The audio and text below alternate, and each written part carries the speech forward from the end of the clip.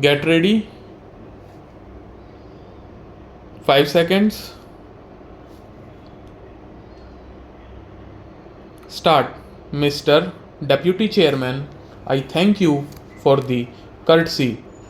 Our country is today confronted with so many catastrophes, difficulties, problems, and so many subject matters which we have discussed here and which we will be discussing later on. In short, our country has been facing so many problems and so many circumstances today.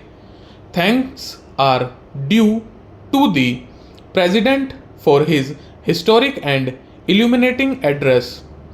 He has thrown light all round on all the aspects of things which took place the year before and which are existing before us today and which we will have to face hereafter. The President's address has received as historic reception not only in this house but it has received a splendid reception outside also. There is no doubt that things which have been discussed in the historic address of the President are worth taking into very serious consideration, and after passing the motion of thanks, we will go out to act upon that. It cannot be denied that our country, in spite of our limited resources and so many situations which have been created since ages past, has progressed by leaps and bounds in various aspects and various spheres of life. There is no doubt about it that the President has kindly thrown the correct light over the development of the country in the various spheres. It is more than correct, and today it stands for us as a guiding and illuminating feature for our future improvement and future development. In view of the present developments, who can deny that our country, with its limited resources and with all the other limitations, has shown to the world that whatever it may be, we poor Indians have got the capacity, have got the courage, and have got the patience to develop our country. In a way, we are passing through various difficulties and various limitations. In spite of that, our capacity and our courage has not been daunted. We have not been discouraged. We are going on with speed on the road of progress, on the road of development. The President has rightly pointed out the advance made in the field of agriculture, in the field of industry, and various other fields, and those things have been enumerated with facts and figures. The data has been given, and now those things are before us and before the world to be seen and to be examined. But that is not enough. I would say that our country has suffered so much for centuries past in the various fields of development and various spheres of life, such as education, health, industry, agriculture, social and political aspects, and so many other things.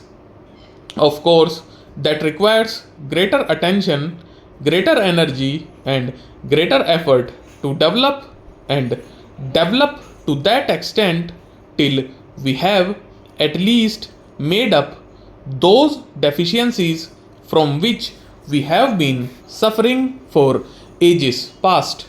I am expected in the President's address at least one thing: the future development of the country, the future progress of the country cannot be in a greater and greater degree than what we have already achieved unless we have one thing, and that one thing is our national and emotional integration. Without such integration, we cannot do anything. Let me say, with regard to what was just being referred to by my various friends in the form of various Fiziparous tendencies and incidents in Assam and in other places. It is all due to lack of international integration. That much of national integration has not been developed as yet amongst us.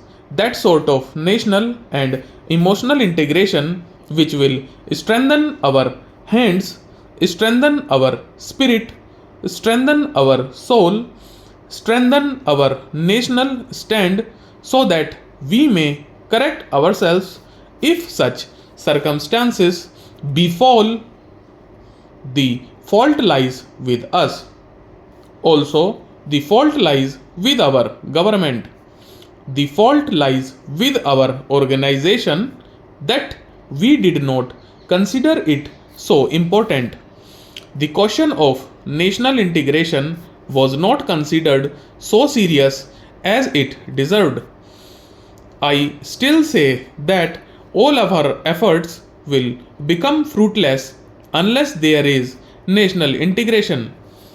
It will be bankruptcy of administration if we do not pay greater heed and attention to the immediate development of national integration in the country.